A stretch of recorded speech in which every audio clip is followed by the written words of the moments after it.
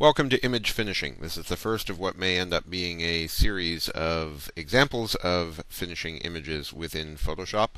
My name is Eric Boutilier-Brown, and today we're going to take a look at finishing an image I made of Mia recently. We had the chance to work together for a late afternoon evening session, and one of the most striking images to come out of that was this photograph of Mia lying in a tidal pool as the waves come in around her. To make the image, I actually used two frames, one for Mia in the pool, that's the image on the bottom here, carefully composed so I had the leading line going to the bottom left-hand corner. But I wanted more of the sky, so given the choice of framing it as vertical and cropping, losing resolution, or taking a second image for the sky and retaining as much resolution, and in fact increasing the resolution, I chose the second option and made the top image of the sky, which would allow me to expand the resolution of the file and increase its size upwards.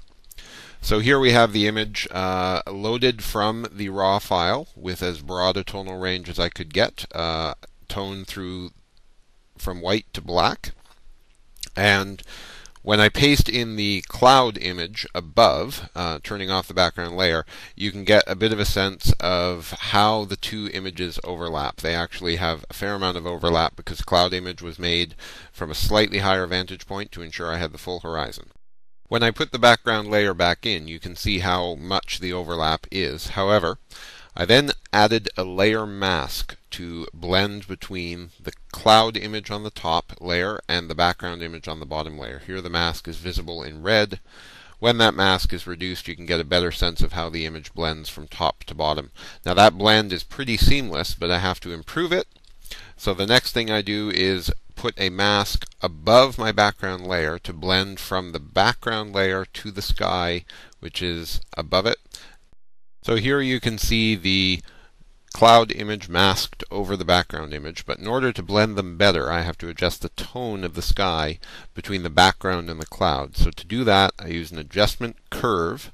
Here you can see how the curve is applied to the background layer using a mask to remove any effect on the rocks and figure itself. Now this curve takes care of the sky blend, but I also used a bit of the mask to affect the froth on the water on the right and a bit of the seaweed above and to the left of Mia's figure to keep that lively and bright.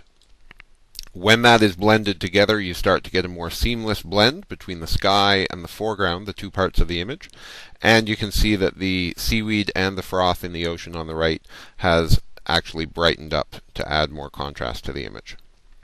From this point onwards, the adjustments of the image are just local tone adjustments. The very first area I wanted to adjust was the bottom right-hand side. It was a little too bright for my taste. This is because the sunlight was coming from that direction and hitting that rock. So I used an adjustment curve as a layer and then added a mask to darken that area, and as you can see, it tones it down a little bit from the rest of the image. Then I used a second adjustment curve to adjust the rocks behind Mia. These lacked a bit of contrast. They didn't have any real black to them because there wasn't enough darkness in the areas to give a black. So I gave a local adjustment layer using a mask to darken just that part of the rock. I then move to the next area which needs addressing, which is the knee. Now, I was quite concerned when I made the image as to whether Mia's knee would be too large because of the extreme wide-angle lens, but I've since decided that if the knee wasn't there, her figure would just look too pushed back into the mid-background of the image. So I'm quite pleased I left the knee in. However, it was too bright. So again, using an adjustment curve and a mask, I selected just the knee and then darkened the knee. It's not dramatically darkened, but the highlights are pulled down lower than the highlights on Mia's torso. The final adjustments to the image are made to the water. The first is to the water reflections to the left of Mia. This is the reflections of the bright sky above her. And these were masked out to just affect the water and then adjusted with a layer adjustment curve. Then the main water was adjusted. This adjustment was for the entire body of water, but after that was made, it looked quite good, but it still lacked some of the snap that I was looking to have. So I added a final layer adjustment, just affecting basically the brightest part of the water on the right-hand image and a bit into the shadow, which gives us our final result.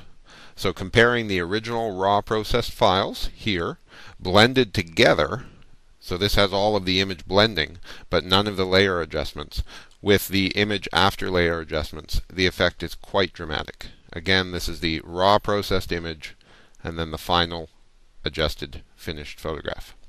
Thank you for viewing this image finishing demo. If you would like to see some more, let me know, and I'll see what I can put up online.